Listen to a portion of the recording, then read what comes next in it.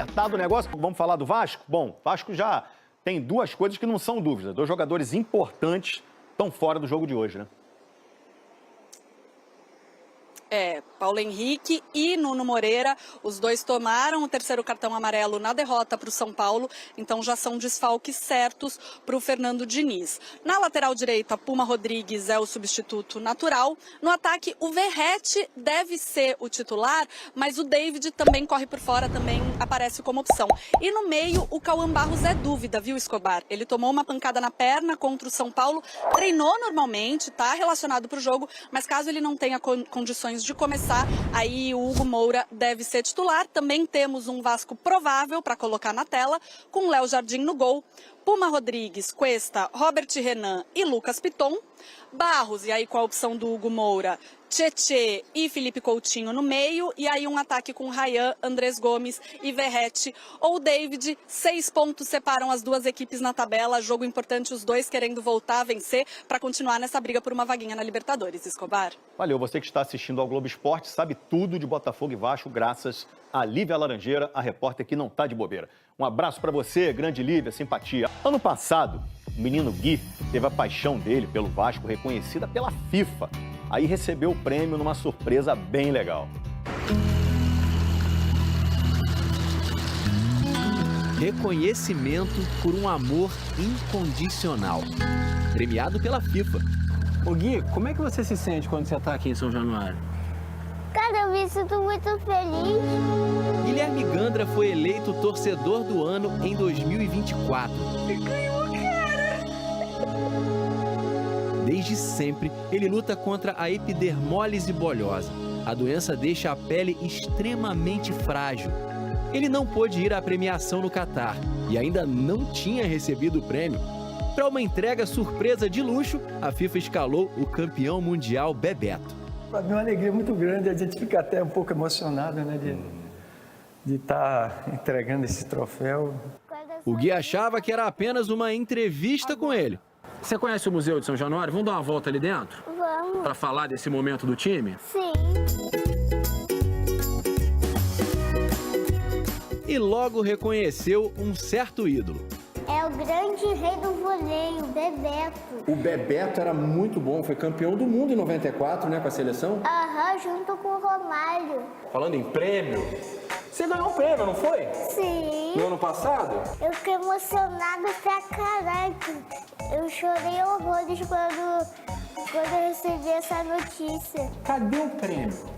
E é verdade, né, cara? Cadê o prêmio? Não te deram o prêmio até hoje? Foi no ano Até passado. agora. Um ano Você já perguntou pra passou. sua mãe? Você já ficou perguntando pra sua mãe como é que era? Eu perguntei pra ela. E aí?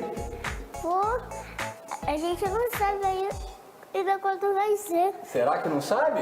Sabe quem é esse moço aqui? Caraca, é o Bebeto. Qual é, cara? Beleza? Beleza, aqui. Eu trouxe para você. O presidente mandou um abraço para você, presidente Fantino. Caraca, o Fantino. Mandou entregar esse troféu aqui para você. Você não poderia deixar de ganhar, né? Aham. Você é merecedor desse troféu. Muito obrigado. Tá bom? Caraca, não sei acreditar, cara. Parabéns, tá? Pô, valeu, cara. Tamo junto. Guilherme Gandra Moura, tá certo, pô. The FIFA Fan. A imprensa analisa o novo momento do Gigante da Colina antes do clássico decisivo com o Botafogo. Mesmo com muito equilíbrio nos últimos confrontos, o Vasco vem mostrando uma evolução impressionante. E agora, com o time embalado e sonhando alto, a pergunta é: dá pra cravar uma vaga na Libertadores? Com uma boa vaga na Libertadores. E aí, tem favorito? Olha, pelo retrospecto não, né, Edu? Muito equilíbrio. É claro que nos últimos 2 jogos, né, a gente lembra, o Vasco empatou com o Botafogo nas 2 partidas e venceu nos pênaltis, conseguindo aí uma vaga na semifinal da Copa do Brasil, né? Então, os últimos jogos foram de empates, mas aí numa outra circunstância, né? Na questão do mata-mata, que traz algo diferente. 2 jogos bem equilibrados, inclusive. No Campeonato Brasileiro, o Botafogo venceu, né? Jogando no São Januário. Então, é claro que pensando no segundo turno, o Vasco melhorou muito em relação àquele 2-0 lá no primeiro turno, e a gente viu isso acontecer, inclusive, nas quartas de final da Copa do Brasil. É um Vasco bem diferente. É um Vasco em viés de alta, apesar da oscilação que é natural, né? Não fez um bom jogo contra o São Paulo. É o Diniz criticado pelas mudanças, tentou colocar um time mais ofensivo, tentou abrir aquela linha de 5 do São Paulo e não conseguiu, sofreu nos contra-ataques, acabou sofrendo um pênalti no primeiro tempo e depois o contra-ataque no segundo. Mas é um Vasco, mesmo assim, que encontrou esse equilíbrio. E o equilíbrio passa pelo Nuno Moreira também, né? Eu acho que é uma falta muito, muito grande para um time que encontrou um jogador importantíssimo ali pelo lado esquerdo, né, para fazer esse time funcionar muito bem, construindo, ajudando o Coutinho na construção, o cara também que consegue ajudar na marcação. Eu acho que ele encontrou o espaço dele nesse time do Vasco e isso é muito importante. Eu acho que traz o equilíbrio também porque o Botafogo tem mais opções. É claro que o David Ancelotti também pressionado, é um time que tem mostrado, né, fragilidades que não vinha mostrando no começo do trabalho dele, e isso, claro, traz uma preocupação para o torcedor do Botafogo. Mas é um time que tem opções, é um elenco que traz até mais opções que o Vasco. Eu acho que o Vasco, como encaixe dos 11 iniciais, de modelo de jogo que o Diniz traz para esse time, um pouco de repertório também, eu acho que o Vasco está mais encaixado em relação ao Botafogo. Mas eu acho que o Botafogo traz mais opções, inclusive vindas do banco de reservas, para tentar mudar a história da partida. Por isso que eu acho que não é só clichê de clássico, viu, Edu? É um equilíbrio dentro de campo também, pelo que essas duas equipes podem apresentar na prática nesse jogo de meio de semana. O Vasco vinha numa sequência muito boa, né? E o Diniz tenta buscar o resultado contra o São Paulo, tenta botar o time pra frente, acaba não dando certo. Mas ele é vítima do próprio sucesso, né? O que ele tinha conquistado antes deixa uma expectativa para continuar vencendo, nem sempre é assim. O campeonato inteiro, o Botafogo briga por uma vaga direta à Libertadores. E o Vasco, nas últimas rodadas, com esse crescimento muito bom das mãos do Diniz, se colocou na briga por uma vaga à Libertadores. A vaga que surgiu, aparentemente, uma vaga pré, como a gente chama, né? Essa é a diferença. Mas também há outra diferença entre as equipes, que o Vasco, embora tenha perdido para o São Paulo, o Vasco vem em crescimento, é um viés de crescimento do Vasco. E o Botafogo, é curioso, né? Parece meio contraditório. O Botafogo, dentro da sua irregularidade, ele é um time estável. Porque ele tá ali no mesmo lugar o campeonato inteiro. Ele não decola para brigar por algo maior, para incomodar o Cruzeiro, quiçá Palmeiras e Flamengo, e ele não piora a ponto de correr risco de não jogar Libertadores, pelo menos nesse momento. Ele é um time de ganha mais do que perde, mas não é uma grande sequência, nem para cima e nem para baixo. Então ele tá o tempo inteiro ali, brigando com o Mirassol e com o Bahia, da quarta para a sexta colocação, agora um pouco mais distante do Mirassol, que é o quarto colocado. Dentro desse olhar, o Vasco inspira mais otimismo do que o Botafogo, porque o Vasco está melhorando. Tivemos confrontos equilibradíssimos na Copa do Brasil, inclusive entre eles, para o Vasco chegar até a fase semifinal para pegar o Fluminense. É um confronto super equilibrado, é um confronto de bons jogadores, de bons treinadores, né? O Ancelotti, técnico iniciante, mas com as ideias, com o background do seu pai, tentando tocar um bom trabalho. O Vasco hoje é um time mais confiável. Acho que esse é o ponto. O Botafogo ele é um time mais de gangorra, embora o Vasco tenha perdido para o São Paulo no fim de semana. O quanto isso te impressiona, André? Hoje, olharmos para esse Vasco e falar que é um time mais confiável e olhar o Botafogo e o Vasco em equilíbrio, principalmente se compararmos com a temporada passada. Né? Eu acho que é possível que o confronto na Copa do Brasil tenha sido exatamente o marco em que as coisas começaram a mudar, em termos da opinião que a gente tem sobre essas duas equipes. Porque o Botafogo respondeu bem no primeiro momento à chegada do David Ancelotti. E o time, até surpreendentemente, parecia ter... Mais um invasor. Mais um invasor, de acordo com o Leão e o Oswaldo de Oliveira.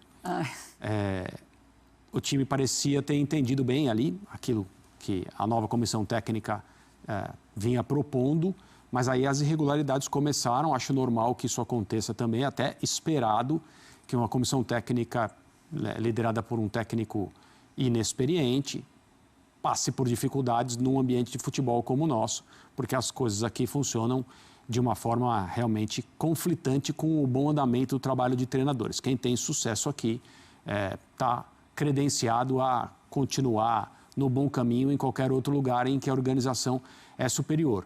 Agora, o Vasco mereceu se classificar na Copa do Brasil no geral, nas duas partidas, o Vasco foi o melhor time. E a classificação não foi uma surpresa.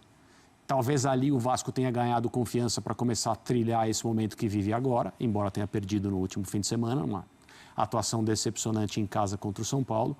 E o Botafogo tenha continuado nesse momento de instabilidade, essa gangorra, como vocês mencionaram aqui.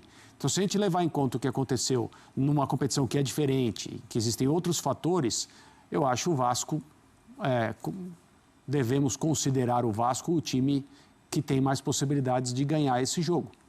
O momento é favorável e aquilo que a gente viu desde o confronto na Copa do Brasil justifica essa ideia. Eu queria que você falasse um pouco sobre o Botafogo. A gente já falou durante o ano dessa coisa da expectativa, da realidade, do vai, não vai. Hoje estamos em novembro, 11 meses. Como definir o ano do Botafogo de performance? Foi definido pelo seu proprietário, antes de terminar. Aquele pré-datado, já usou a palavra fracasso? Fracasso. Né? Fracasso? Não, eu não acho.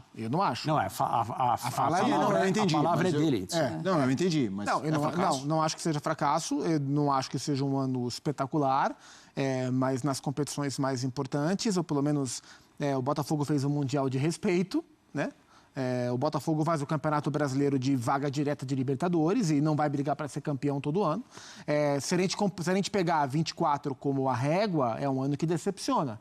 Mas se a gente entender que 24, pelo jeito que foi, ele é exceção e o papel do Botafogo é estar bem posicionado nas competições e aí ver o que acontece, e dada a confusão que foi o ano do Botafogo, troca de técnico, a SAF com problemas, questões judiciais envolvendo o Textor e os representantes da Eagle, o problema de fluxo de caixa, o gigantesco balcão de negócios que virou o Botafogo. Dentro desse furacão todo, o time fazer o Mundial que fez, o time fazer o brasileiro estável que faz, para mim não é ruim. Né? O que pode ser ruins são decisões tomadas, são processos internos. Dentro de campo, dadas as condições apresentadas, para mim o Botafogo faz um bom ano, mas na visão do dono é um fracasso. Agora é aquilo também, né, que a gente comentou aqui. Como que o Botafogo ia superar o ano passado? É isso.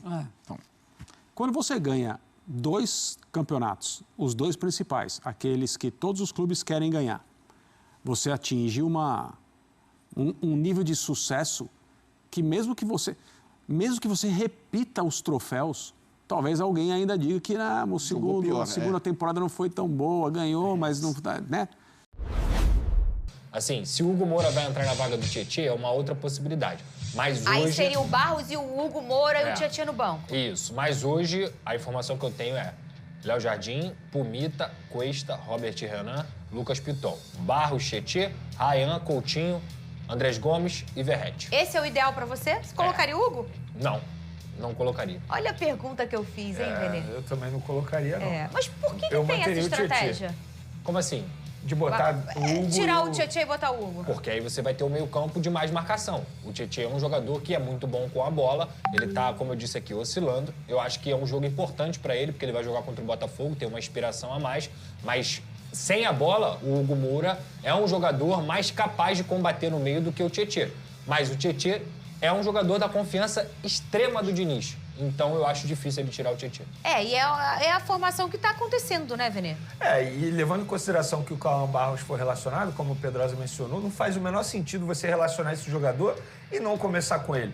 Ainda mais que no final de semana o jogo é contra o Juventude, em São Januário, Pedrosa. Isso.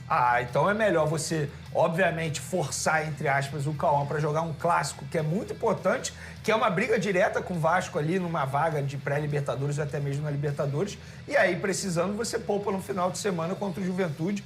Com todo respeito ao Juventude, vive uma péssima fase. Então, o meu planejamento seria esse e eu acredito que o Fernando Diniz fará isso também. E aí, torcedor vascaíno, o que você achou dessa análise? O Gigante está pronto para buscar vaga na Libertadores? Deixa a tua opinião aqui nos comentários e não esquece de se inscrever no canal Vasco On para não perder nenhuma novidade do nosso Vasco, beleza? Saudações vascaínas e até o próximo vídeo. Tamo junto, galera!